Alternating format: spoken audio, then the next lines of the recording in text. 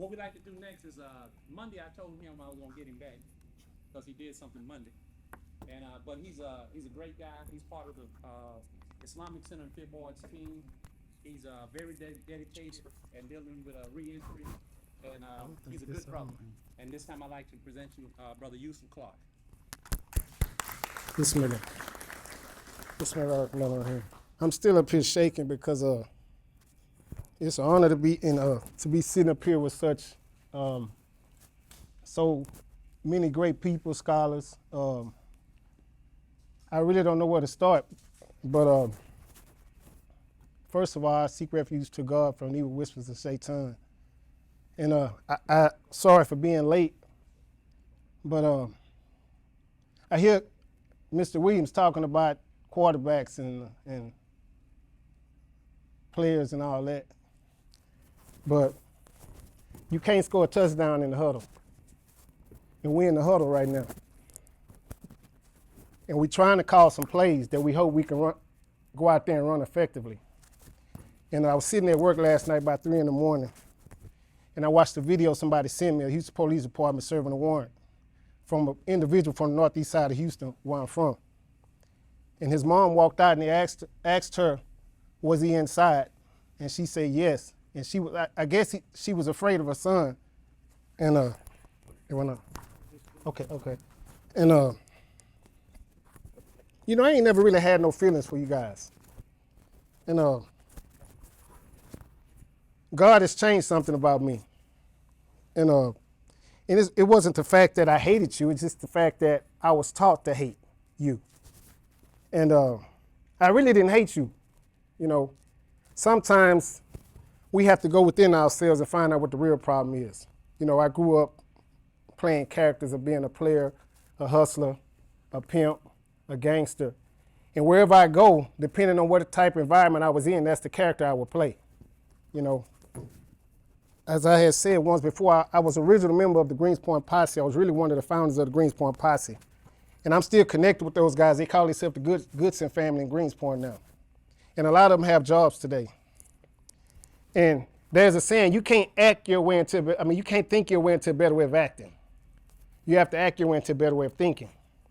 And I've been to prison 6 times, and I always thought, you know, I would get caught up in riots in prison, and they would tear gas us, and I would be crying and eyes burning, hands burning, sticking my face in the toilet and flushing it so we can relieve the tension of the burning sensation. And I would always call out to God, God, just get me out of there this time. This time I'ma change, you know. And there's also a verse in the Quran that speaks about us being on a ship out in the water, and it's calm and a storm comes. And when the storm comes, everybody's calling out to God to get us back to land safely.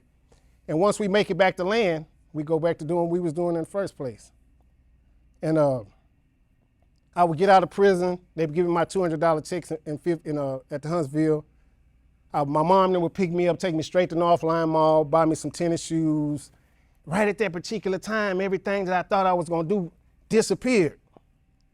Because rather than saying, okay, get out here and do something for yourself, it's sort of like they were greeting me and like, yeah, you home from prison and all that. Like, you know, if my mama wouldn't have never bummed me out that first time, I probably would have never went 6 times. You know, and what I'm trying to hit at is this is an individual thing. You know, first of all, I want to commend you guys and on your commencement of being police officers. But I always remember, you have to check into the power before you hit your beat. Because the trials are coming, the tests are coming. People like me that don't understand you are coming. Ain't no way around it.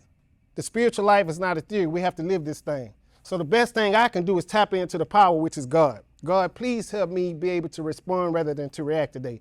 This is me. Oh God, I'm a student. The world is my classroom, and y'all are my teachers and professors. I have to learn how to respond to people like you, no matter what I'm going through. This is what my religion teaches me.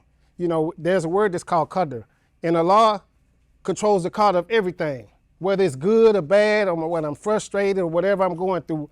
I have to believe that God is in control of that, and the lesson is for me. It don't matter if you're being prejudiced, it doesn't matter if you're being arrogant. The test is for me to develop some sort of compassion and love and tolerance through understanding what I've been through in life. You know, all the kids that I put drugs into their hands and had selling drugs for me, all those guilt and shameful things that I did to people in my past, I was always walking around with that shame and guilt. And you have to get that stuff up out of you. And I said you can't think your way into a better way of acting, you have to act your way into a better way of thinking. So we at the Fifth Ward Islamic Center for Human Development established an environment. And everybody that's involved are people that were just like me, that were struggling from drugs and alcohol addiction, gang activity, drug selling, and things like that. And what we do is we surrender our time to help people that suffer just like we do and help those who are willing to help themselves. And this is the most important thing of our mission. In my religion, it teaches us to come together on common terms, and that's what we're doing right now. It doesn't matter what our belief is, but we're all on the same mission to create a healthy community for everyone. You know, we all want to go to work and go home safe. We all want to go to where we're going to come home safe. But we all have to learn how to work together in spite of what's going on. So if the hostile party is on the opposite side of me, it's up to me to stay calm. You know, they teach you this, but you got to get tested with this. And it doesn't feel good. You know, that's why we always say we seek refuge to Allah from evil wishes of Shaitan, because somebody is whispering something. When I see something, my mindset just changes. But it's coming from a whisper that I'm not in control of. And I can't protect myself unless I call on the power. I have to check into the power before it happens because I have the experience. So when I go back into those areas, because I have to go back in order to recover, and let those who are still struggling to see, hey man, if I can change, you can change. You know, I heard Jaime Fletcher's story a long time ago. And then no matter where we at, where we from, it's the same story. Hurt people hurt people. And to the hurt person that's hurt, understand that he played a part into getting hurt, we're going to keep on hurting each other. You understand? Hurt people hurt people. I'm only hurting you because somebody hurt me. You ain't never did nothing to me, but you always send my brother to prison, and my mama would take me down there to see him, but we would always get praise when we come home from prison, so we walked around with our chest stuck out. But really, I was in prison on the weight pile every day, eating much as I can, trying to look as big as possible because I was afraid. And I didn't want nobody to know what I was really going through in there, so I walked around and showed my pictures of selling drugs and all that, trying to be who I wasn't. I never know who Joseph was. I just found out who Joseph was when I turned 40 years old, when I decided to fully surrender to God, to turn my will and my life over to God and go in and clean all those bad things inside me up and eradicate that stuff and offset it with a new set of conceptions and motives. So I stopped selling drugs. I got me a job. I stopped chasing women. I got married. I quit trying to run con and game on people and start trying to help people. You see, if you don't replace it with something, then nothing is going to change. You have to offset it with something, because I'm still that gangster. I'm still that prejudiced person. And that person shows up all the time. But I'm on with the facts about myself today. So the most important thing for you all to understand that it takes me to change the hood. It's not y'all duty to change the hood. It takes the hood to change the hood. It takes people who have been through the hood, grew up in the hood, to go back and help those who are struggling in the hood. But we need y'all protection. But we also need y'all understanding. You understand? So we have to get out that snitch mentality and understand that, look here, man, we struggling, homeboy. You ain't tired of going to prison? Because I became real resentful when I went down to prison and didn't nobody send me no pictures and no money.